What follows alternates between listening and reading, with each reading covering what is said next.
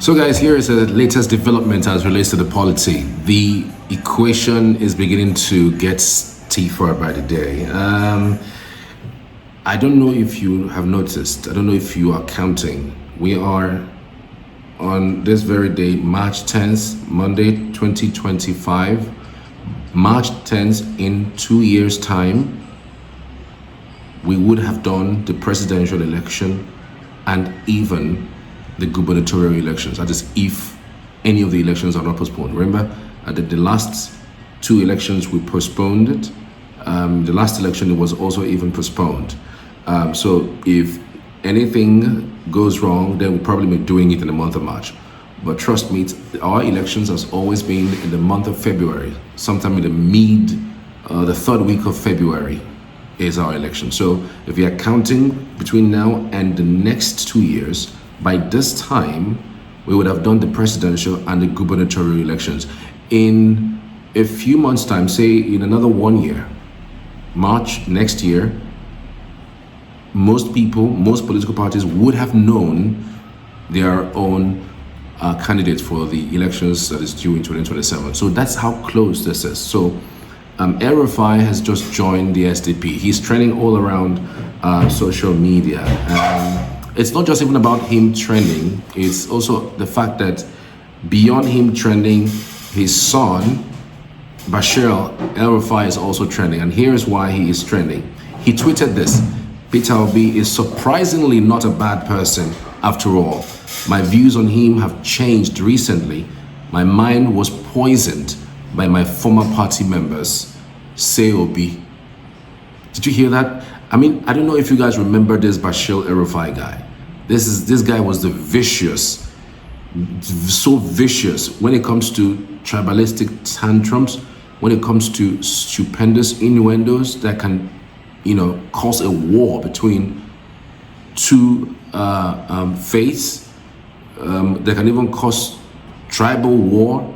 Trust me, this guy was good at it. They were all around. In fact, when Peter Obi lost the 2023 elections, I know that most people were surprised in the north about the numbers that Peter Obi was able to gather, but they didn't know that he was actually that popular until he ran alone. Now, I'm thinking that they're beginning to think that they would need a Peter Obi to help them in the south to gather those numbers. Now, let's also continue by saying that El-Rufai, of course, has dumped the APC party and is joining the SDP. It's no longer news again because he did that in his word, submitted that particular letter stating that he's now leaving the All Progressives Congress, what of course many people have predicted for a long time now, having come out openly to criticize the president for not picking him to become the minister, and of course for picking holes in some of the policies that the president have embarked upon. He is of course a founding member of the APC. He has done a lot for APC. If you talk about one of the persons who helped Tinubu win the north, win the APC numbers in the north, El-Rufai was one of them. El-Rufai was one of the people who even stood their ground in making sure that power returns to the south. No, don't take that away, because these are the issues. But whether he's moving because he truly wants to save the country from the APC is one thing to look at very well and say, you know what, let's look at that for a second time. But trust me, he's moved to the SDP. Who is at the SDP? Nobody. I'm sure that the next thing they're going to start wooing Peter Obi to get to the SDP. And by the way, just to let you know, Peter Obi will not run on the platform of the Labour Party in 2027. Yeah, there might be another party, but because of the loads of complications that Labour Party already have right now, there are some speculations that the Labour Party may have sold out to the ruling party, and they're just, what is remaining of it is just a camouflage. So there's a possibility that Peter Obi will not run on the Labour Party. In fact, it's not a possibility.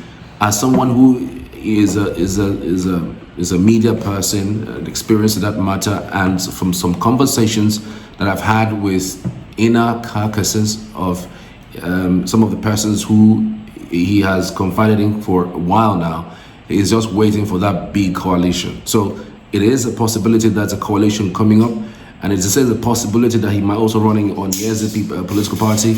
But trust me, however it is, Peter Obi will not run on the platform of the Labour Party. Alex Oti will also not run on the Labour Party. There's a lot that's going to happen really in the coming months that will shock a lot of people, but just prepare your mind that it's going to be quite an interesting times coming to the head. So let me know what you think in the comment section about your thoughts about this move.